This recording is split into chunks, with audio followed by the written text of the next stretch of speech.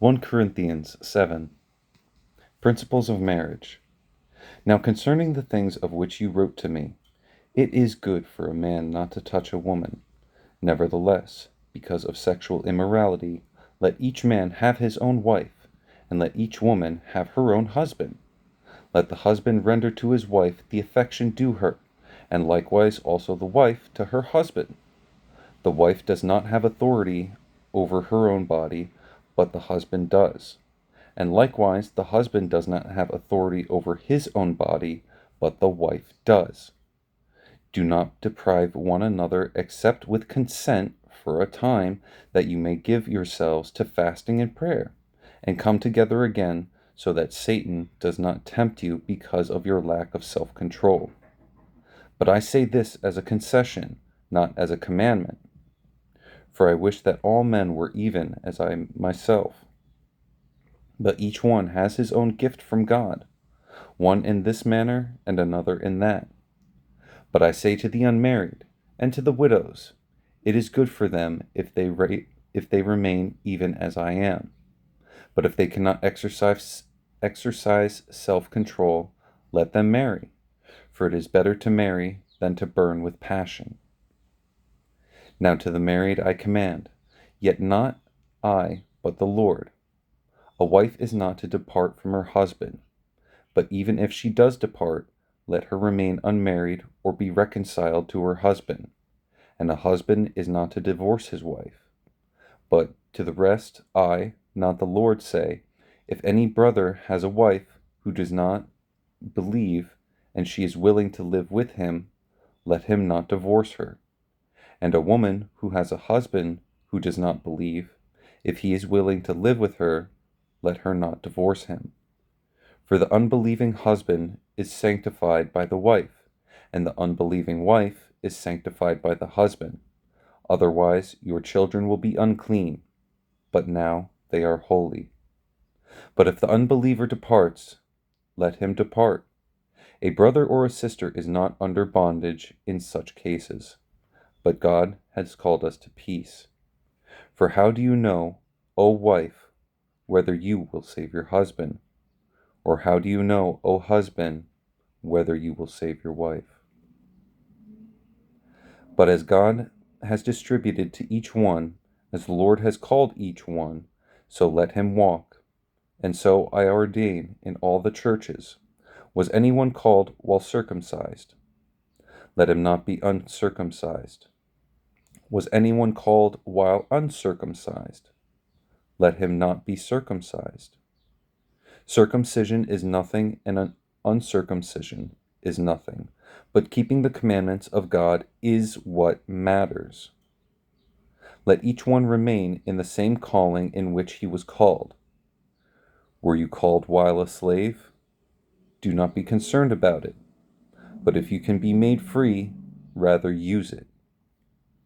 For he who is called in the Lord while a slave is the Lord's freedman.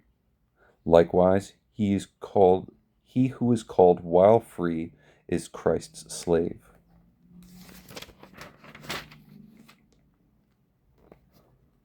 You were bought at a price.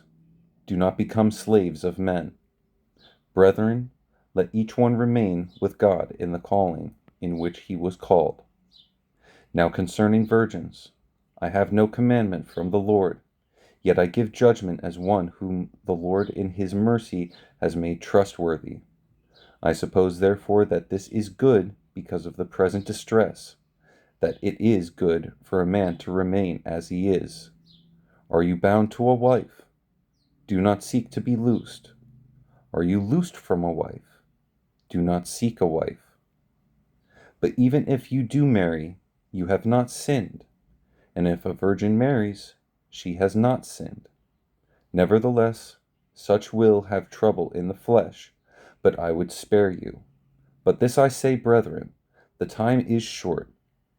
So that from now on even those who have wives should be as though they had none, those who weep as though they did not weep, those who rejoice as though they did not rejoice, those who buy as though they did not possess, and those who use this world as not misusing it.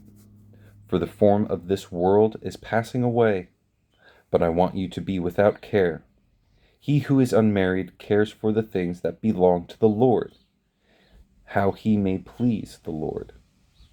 But he who is married cares about the things of the world, how he may please his wife. There is a difference between a wife and a virgin. The unmarried woman cares about the things of the Lord, that she may be holy, both in body and in spirit.